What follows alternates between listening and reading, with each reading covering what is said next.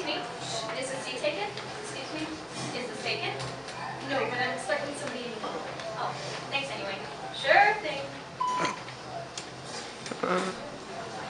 Excuse me, is the seat taken? No, but I'm expecting somebody very shortly. Would you mind if I suggest that we share it? They do seem to be pretty late. You never know, you might turn it down. Sorry. Nice try. Sure thing. Beep! Scared me. Is the seat taken? No. Would you mind if I sit here? Yes. Beep! Is the seat taken? No. Would you mind if I sit here? No, go ahead. Thanks.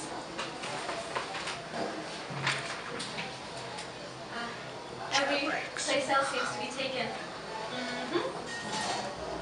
Great place. What's the book? I just wanted to read quietly. No, sure thing. Beep! Every place else seems to be taken. Great place for reading. Yes, I like it. What's the book? Saturn and Fury. Oh, Hemingway. Beep! What's the book? The Saturn and Fury. Oh, Faulkner. Have you read it? Not actually. I've sure read about it though. It's supposed to be great. It is great. I hear it's great. Waiter! Beep! What's the book? The Saturn and Fury. Oh, Arms getting tired have yet? you read it? Yeah. I'm a best fan myself. Beep! What's the book? Saturn and Fury. Oh, Faulkner. Have you read it?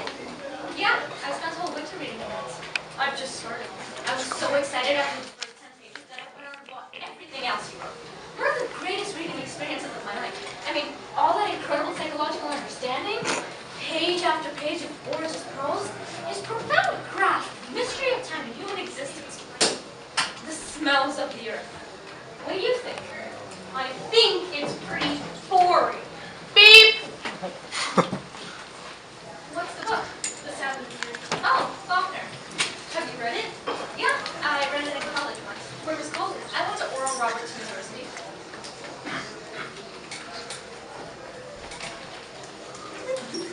Waiter! Beep!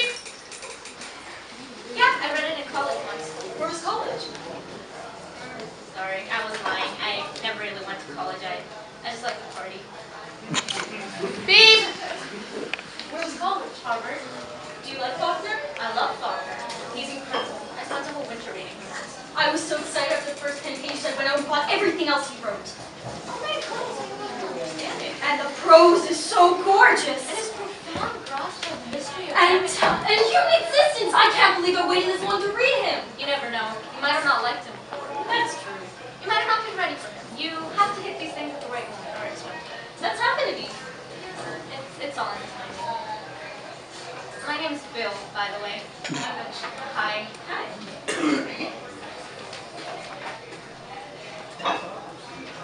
Waiter. Calling it. Waiter! Beep! So, do you come in here a lot? Actually, I'm just in town for 2 days from Pakistan. Oh, Pakistan. Beep! Do you come in here a lot? Why are you asking? Just interested. Are you really interested, or do you just want to pick me up? No, I'm really interested. Why would you be interested in whether I come in here a lot? Just getting acquainted.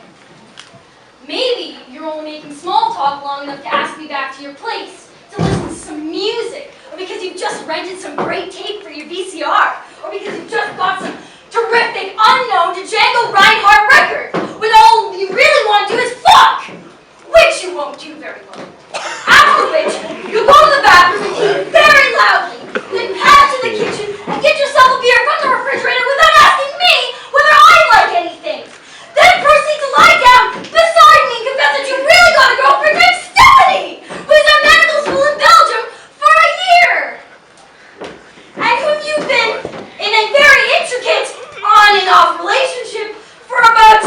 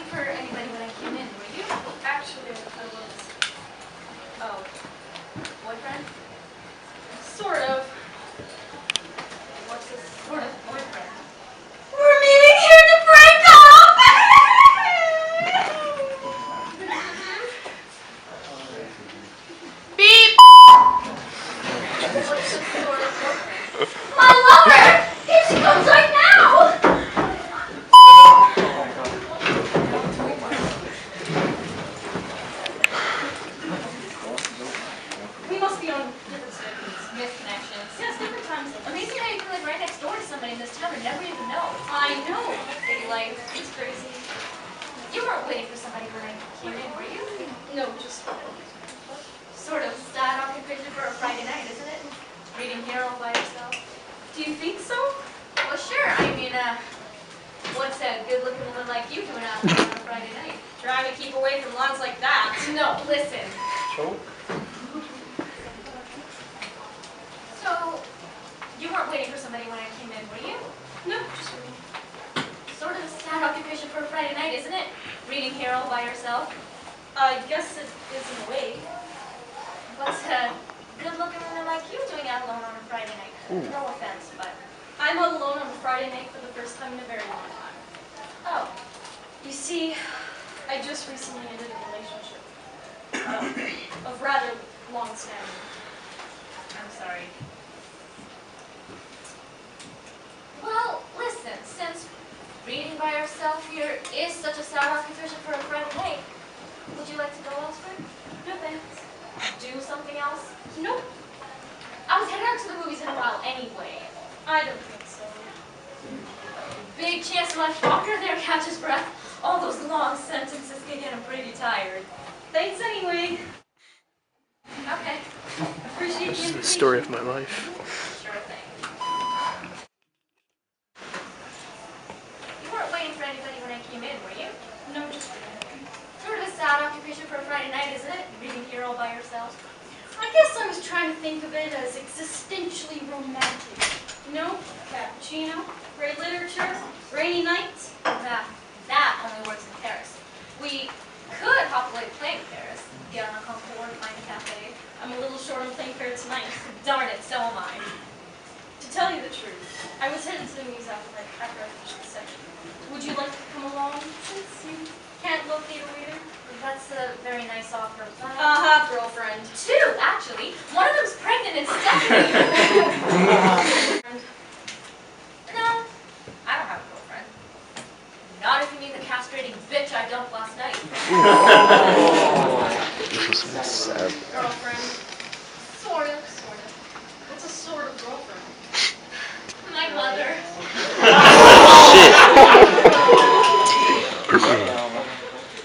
I just recently ended a relationship, actually. Oh, rather long standing. I'm sorry to hear it. This is my first night out alone in a while. I feel a little bit at sea, to tell you the truth. So you didn't stop to talk to me because you're a Mooney, or because you have some weird political affiliation? Nope. Straight down the ticket Republican. Straight down the ticket Democrat. Can I tell you something about politics? I like to think of myself as a citizen of the universe. I'm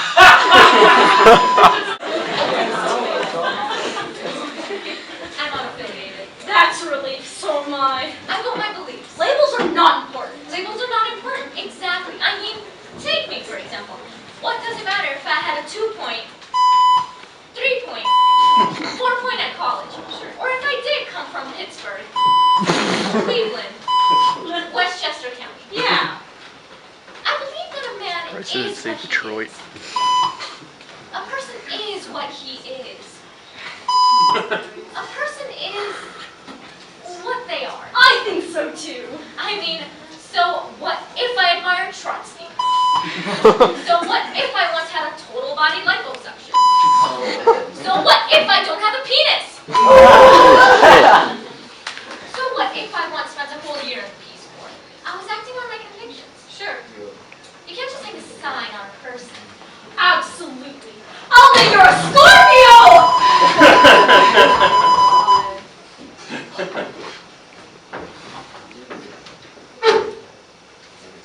You know, I was thinking... Sort of what? I was thinking that I was headed to the movies in a little while. So was I. The Woody Allen Festival? Just up the street. Oh. What? You don't like Woody Allen? Sure. I like Woody Allen. But you're not crazy about Woody Allen. The early ones kind of get on my nerves. Uh-huh. You know, I was thinking... Sorry. I said I was thinking about going to the movies in a little while. So was I. The Woody Allen Festival? Just up the street. Do you like any of the early ones?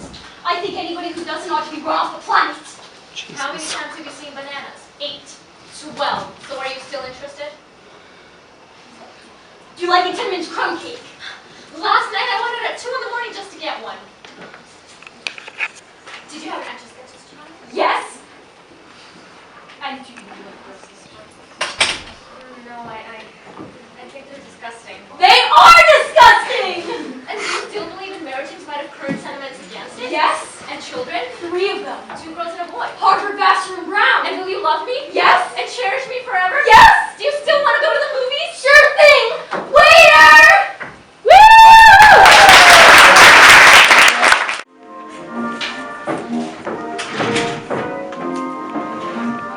You ask me why I'm always leaving you.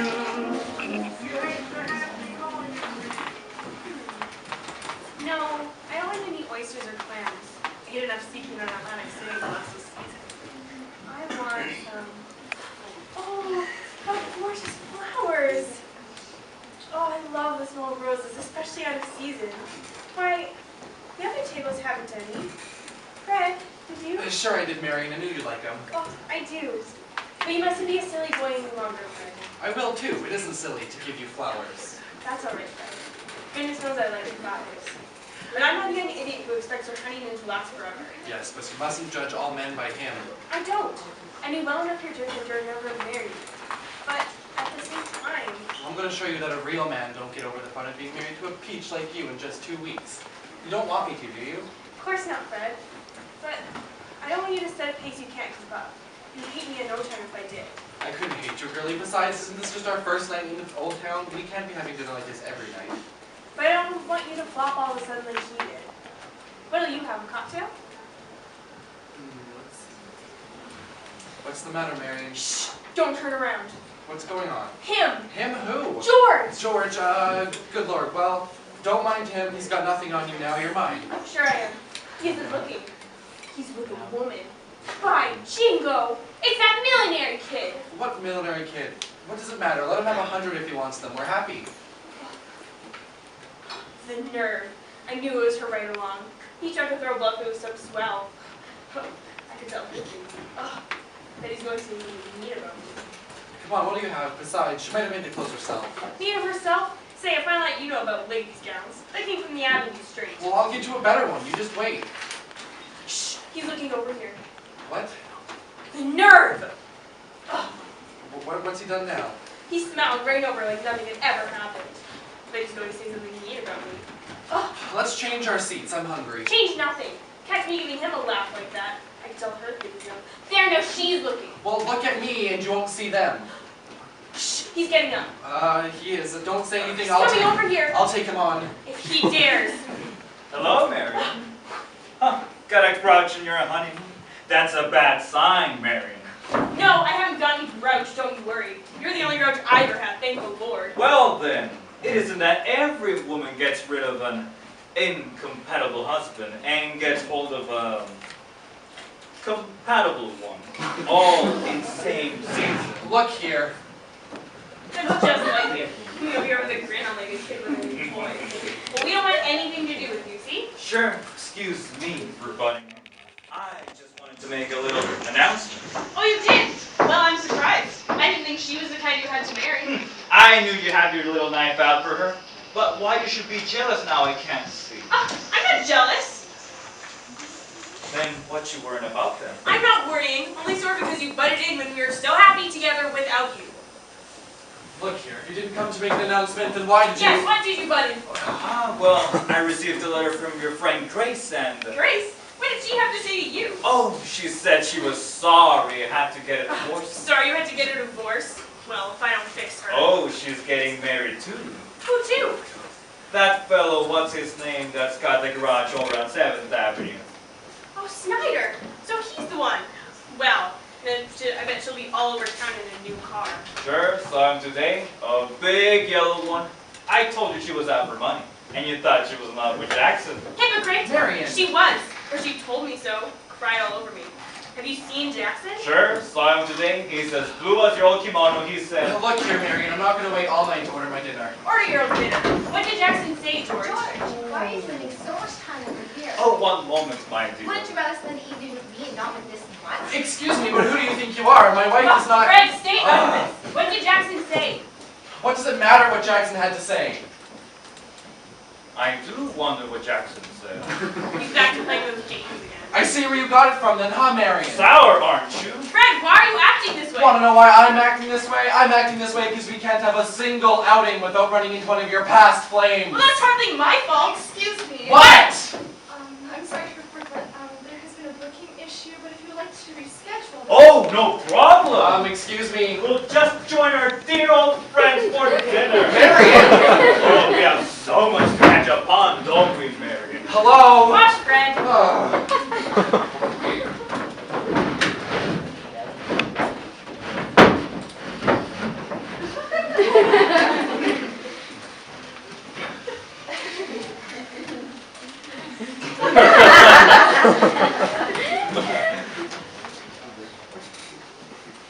What a lovely night it has turned out to be, hasn't it? The loveliest.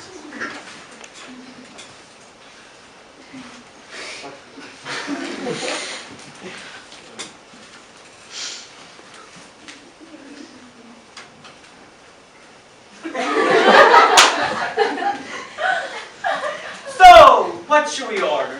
Anything but oysters. How about some oysters? Fred! Marion! George! Who likes oysters, please? Fred, I told you I didn't want oysters. And I told you I didn't want to run into any past flames. I told Oh, you. for once, be quiet, George.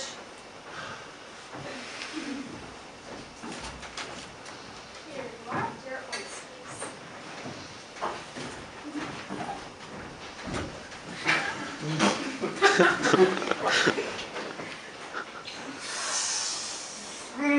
Delicious! Charlotte, my dear, eat some.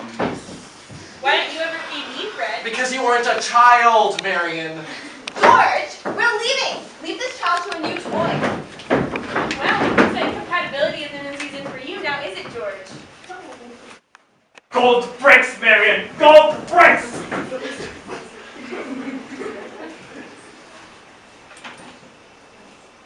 Are we not going to talk about what just happened? There's nothing to talk about, Fred. It's me or him, Marion. Fred, you mean more to me than he ever did. Well, I guess it has been more than 2 weeks. Now, what should we order? I'm hungry. Let's see. Oh, I heard the oysters are good.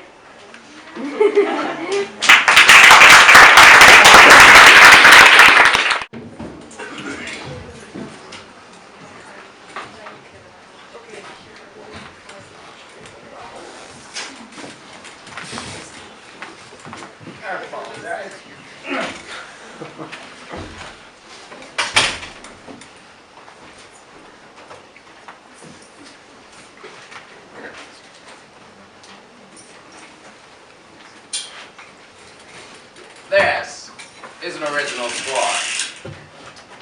This score has been created especially for this piece.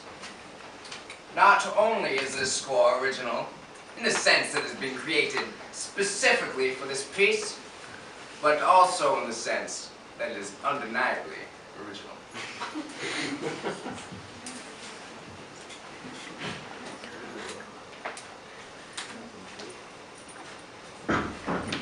There's a cold wind blowing off in the East Bay. I'll go fetch your shawl, Auntie. No, girl. I sense it.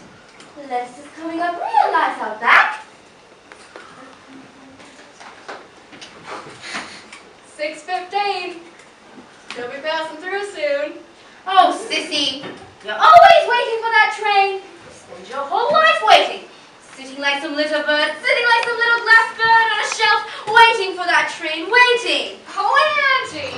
Waiting! Waiting for that train! Oh, Auntie! Waiting! Auntie! Auntie! Stop it! Now, eventually! There, stop it! Who would be foolish enough to get off here? A stranger! A stranger! A stranger! A stranger! A stranger! Confused? By the moody lighting of the empty stage? Nervous? Because you were expecting a comedy? Oh no! You think? It's experimental. Relax! You know me. I'm I'm the older female actress, wise and gruff and charming, rough around the edges but soft on the inside. In actuality, I'm a mother image of the playwright, but not like his own, who never understood his artistic sensibilities.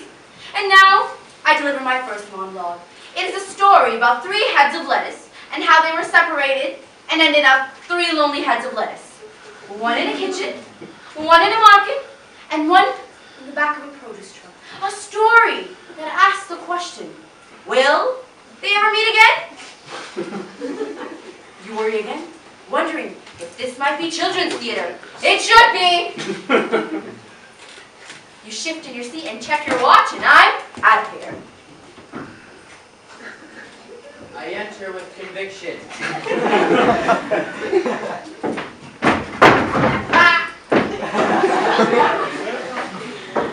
I take position stage right, but I'm sick with embarrassment. Not only did I trip on my big cross, but now I'm not in my light.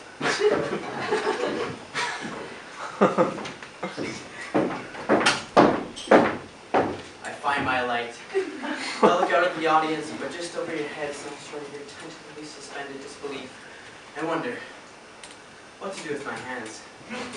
I think about a door and begin a speech about lettuce, and every time I say the word lettuce, I say with great emphasis because the director told me to. My story rambles on about one lonely lettuce in a kitchen, and then to my recently dead brother, and then this mysterious mission thing I'm on. I don't understand the speech, but I managed to fake it. Then I move my arms in a mysterious way because the director has a dance background. Then once again I mention lettuce. Then silence. I exit.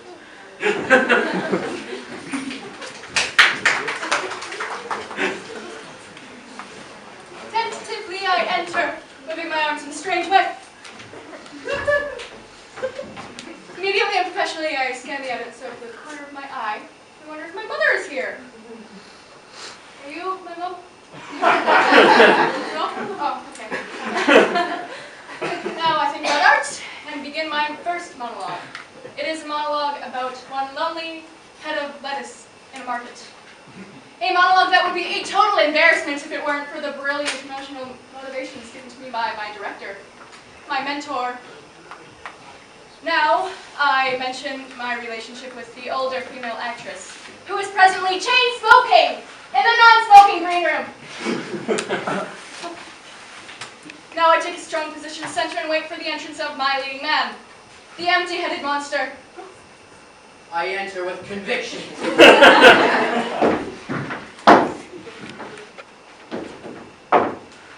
I think about Robert De Niro and wait for her to look at me. I'm sure he must be thinking about Robert De Niro. I wait for her to look at me. I take as long as possible. And then I look at him. I look at her. I think he looks a little old for 22. I think she thinks I can't act. I think he can't act. Focus. I command the audience's attention. I feel pretty. Really pretty. I do a quick little spin, and with attentive interest, I look at him with a question in my eyes. I look at her. She's got that weird look on her face again. I snap myself out of it by thinking about stardom and speak my lines with some anger and great conviction. I react with annoyance to his confusion at my questioning look. I react completely to her response to my response. I react shrilly to his anger at my irritation, to his confusion at my quick little spin. quick little spin. And questioning look. I forget what I'm supposed to do next. He probably forgets what he's supposed to do next. So I pause. I cross the stage like a caged animal. I take up a position ever so slightly away, yet ever so slightly towards. Pain, hope, and fear dance across my face like a delirious symphony. I pause. He's not supposed to take this pause. The director told him like 100 times, this pause is not needed. applause, I act really hard. You're dragging the play down. You're milking the moment. You selfish little twit. You're pissing me off a little bit. With excellent acting now, Mustard.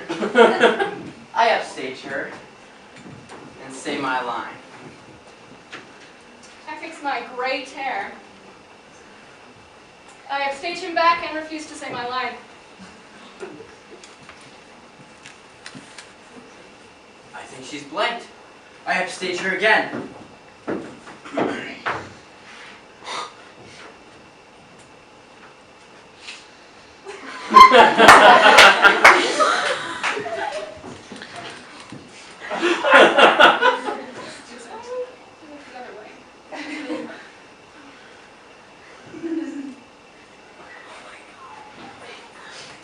My nails look okay? I make him sweat. Oh my god, I sweat. I say my line. I'll never take that pause again. I ask him a rhetorical question. I answer her rhetorical question. I tell him it's a rhetorical question. What's a rhetorical question? Why, it's a question I got no answer, course. Didn't you learn anything at school? I learn that questions does have answers. Some don't. What kind of questions don't have answers? The questions from our hearts. If only I had a heart. Everybody's got a heart. Do they? I'm Joey. I'm What's sissy. I'm sissy. Sissy. I'm sissy. Well, I bet you've got a heart though. Don't you, Sissy? Don't touch me! Don't you ever touch me! I'm made of glass, and you're a stranger here. Oh, Auntie! Oh, Auntie! Auntie! For the love of God and all the things in heaven and earth! What is it, girl? Oh, Auntie, there is a stranger among us. Where? Who is he? Who are you? What are you doing to my niece? Blackout!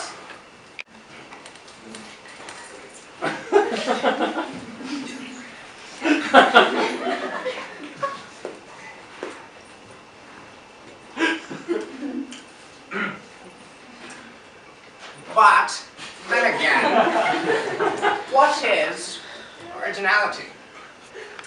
If the art is simply the extension of the artist, and each human is an original being, then doesn't it just follow the most indulgent, banal, and derivative work?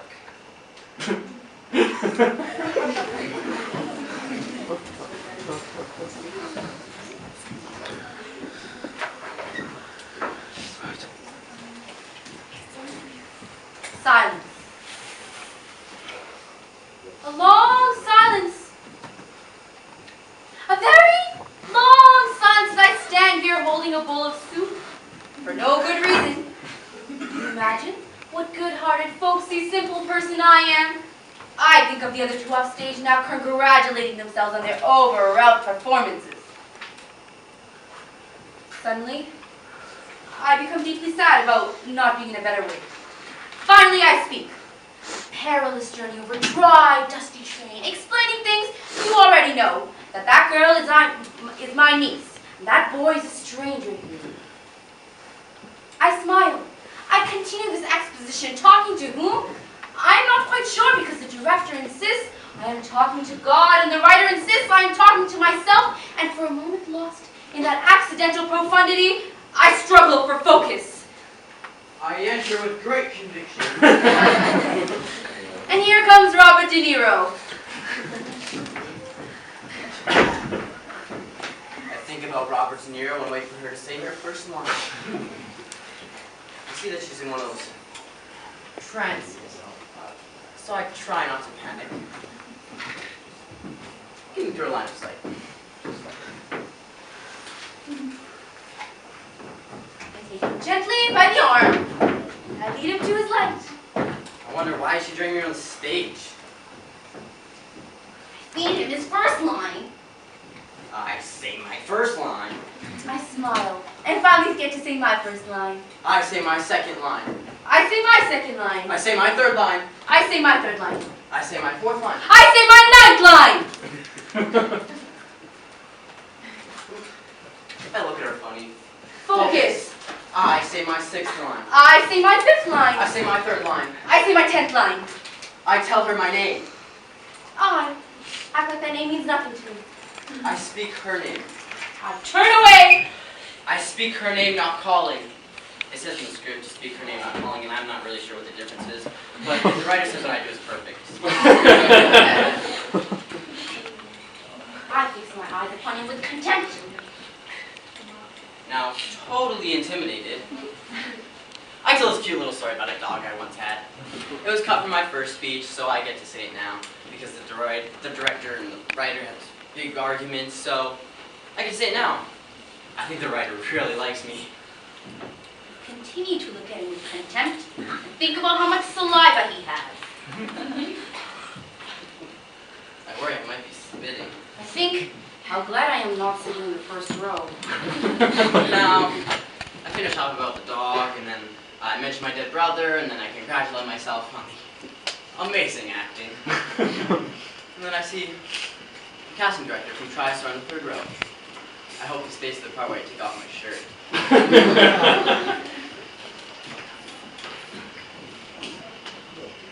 hand him the bowl of soup.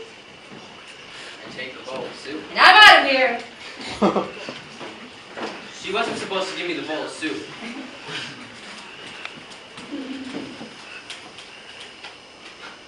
Tentatively, I enter. Get out of my way.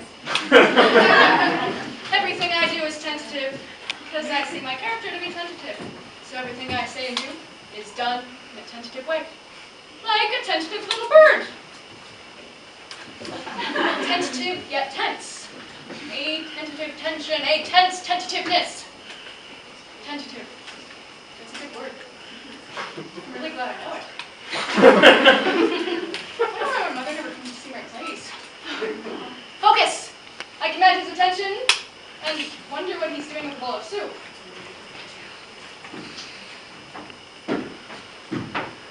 I act interested. Not for his bowl of soup. I ignore him and begin my monologue. It is a monologue about my childhood, summer and sea air. And then I mention a boy I remember. Short, pet, And how does this connect to original sin? Is there a connection? I think, why does the score have to come in over this? Isn't it as though I become self-conscious. Maybe if the writer spent more time over the every script instead of chasing down impossible interviews? was an interpretation? I Making nothing but feel like I'm yelling! original! Oh, you look so dashing when you get upset. Oh, I apologize. Please leave my presence. Peasants these days. Now I'm thinking about my first acting teacher. How she said I barked, and how I hated her guts. Like, completely hated her. I wonder if it's unhealthy to build an entire career on spite. I don't feel happy in this moment. I'm supposed to be happy in this moment. I think about last night at the director's place, and how he reminds me of my father. Silently, I dedicate this performance to him. Now, I mention my childhood once again, summer and sea air, and the boy in short pants and freckles, and congratulate myself on my brilliant acting. Now, I wait for him to say his line. I think she must be sleeping with the director. I shoot him alone. I pause. Mentions lettuce. The lettuce. Lettuce. What was that about lettuce? Oh, nothing. Just I hate lettuce. I hate it so much. Nice. So do I. Oh, really? Yeah, really. Oh, I'm sorry I got so upset earlier. It's just Fragile. it got a past. Well, everybody's got a past, sissy. Do they? Yeah, they do. Gee, I feel like you know me. Do ya? Yeah, I do. Blackout. Blackout. Blackout.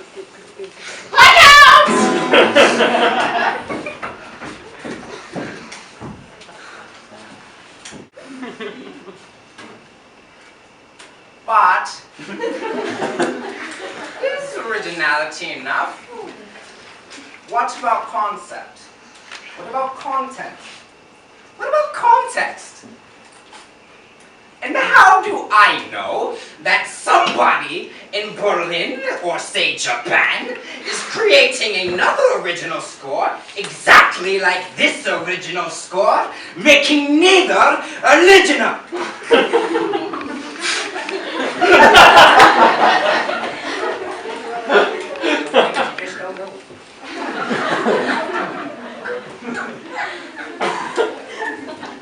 I take my time entering because I feel like it. Sorry. I begin a monologue that you can tell was stuck in after previews because no one in the audience understood what the hell was going on. Relentless exposition, peppered with lame humor. But the director likes it, so I do it with a bit of flair, which no one in this end of town seems to appreciate. And once again, finding myself alone on stage, I leave out a paragraph of particular purpleness, which I will apologize for forgetting later, but I'll be forgiven, because they expect that from the older female actress and her fading memory. And now, from out of nowhere, I sing a few lines from an old Scottish ditty to try and distract the writing so shitty, and the non-existent connection to the next shoddy section. I hear them coming. I react, and I leave the stage in a manner which indicates I'll be watching them from somewhere. But I won't!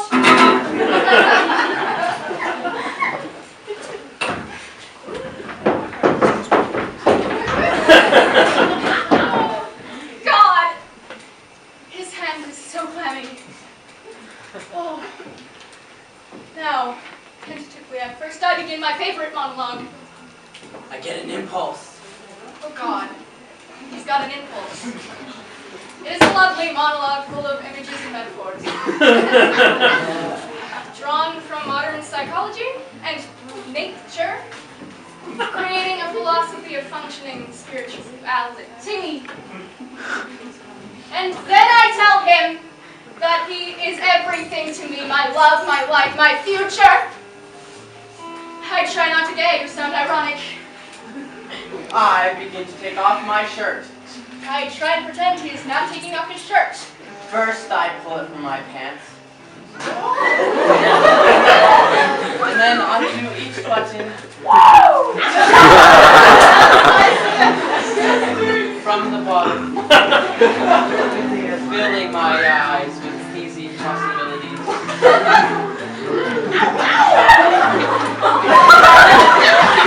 I hope those film people are still in the audience. I pray for a power failure. I suck in my gut. And think about I don't even have to look at him, and I know he's thinking about Robert De Niro. I realize I probably shouldn't be thinking about a guy right now. You know, I kind of wonder if he's gay. What if I'm gay? I stare at her with passion. I can't read his eyes. I stare. I can't do it. I stare. No, you can't. I can't! I can't!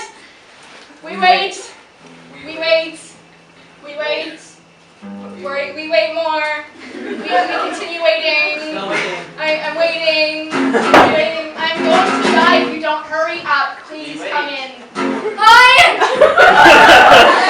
We gasp. Hi, stand center, as I have something important to say. I look at her with resignation. I look at her and wonder how she manages to cheer the scenery when there isn't any. I look at him. I look at her. I wonder if I left my cigarette burning. Blackout!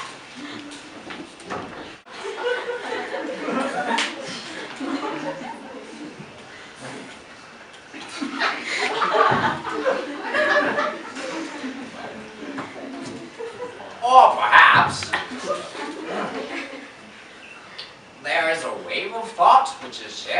creator, tuning in and out of one another's ideas? Does this count for innocent plagiarism?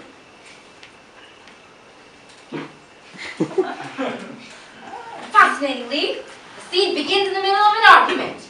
I say something I don't understand. I say something he doesn't understand. I say something that makes sense of what they said and is funny, though lame. And now, A bit of mammoth, S log, Clip and fracture. and Highly enter, ing or so. thinks. writer. And now, a sentence brimming with brutal imagery stolen from the early Judith Thompson. I wonder if they might do White Biting Dog again. That is a perfect part for me. I implore him. I beseech her. I ignore him. I challenge her. I evade her. I corner her. I beseech her. I ignore him. I attack her. I beseech her. That's not the line, moron. Go back to your corner, right there. I implore him. I beseech her. I ignore him. I challenge her. I evade her. I corner her. I beseech her. I ignore him. Attacking her. I beseech her. I implore her. I beg her. My spot like that. And I guess it's the emotion of it, not its an armadillo or whatever. Miss you, Mr. Whiskers. I think you must be sleeping with the writer. All right. I bring this pointless and endless story about my girlhood, full of that salty and wheezing humor, and then more trivial about my gritty adolescence that turns hint about a secret, and then finally, a chance to do a little acting. I don't want to cry. I don't want to cry. I don't want to cry. God, she's pretty good. And more stuff, until out of nowhere, using every trick I've ever been ashamed to see another actor use, I skillfully bring it around to lettuce! I look at him. I look at her. I look at them. What's all this talk about lettuce anyways? Nothing. Just Annie's got a fondness for lettuce. I always have, girl, you know that. Well, I have this. A lettuce tattoo? That's funny. That looks a lot like. What does it mean? Angie, what does this mean? And now I step forward to wrap things up. But God knows why, since no effort was made to create a plausible plot. And so I explained that as a girl, I had triplets. Those two and a dead brother. Marked them with a lettuce tattoo and gave the boys a foster home. And only the recently dead one knew about it. So on and more expositions. Then comes the last line of the monologue, and although it is somewhat corny, I like to see it because it reminds me of why I do this job. And also the title of the play is in it, so it makes me seem like the star. This line. So no more shadows, no more lies, no more strangers among us. Oh, Joey.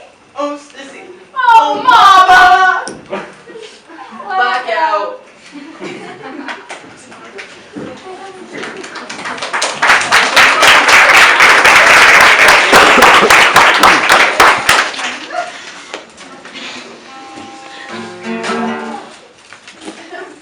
Which brings us to who owns an idea? Yes, indeed. I suppose it is who is paid for the idea. Who owns the idea?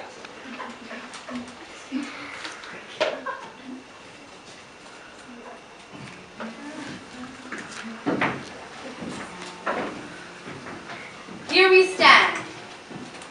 Each of us along. Yet a group.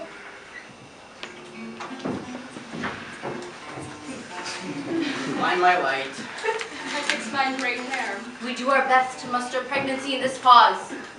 I make a statement that seems somewhat out of character, and thus indicating a change. So do I. So do I. And then, From behind our backs, Each of us. produce. a lettuce! A lettuce! lettuce! And in this strange, almost surreal gesture, there's some kind of clarity, an irony even. And inexplicably for a moment, Each of us each of us, Even me. seems to understand something. And as the light fades, I think about Buddha Hagen. I think about Robert De Niro. I think about Jack Daniels, because we are actors. And this And this! This is a play.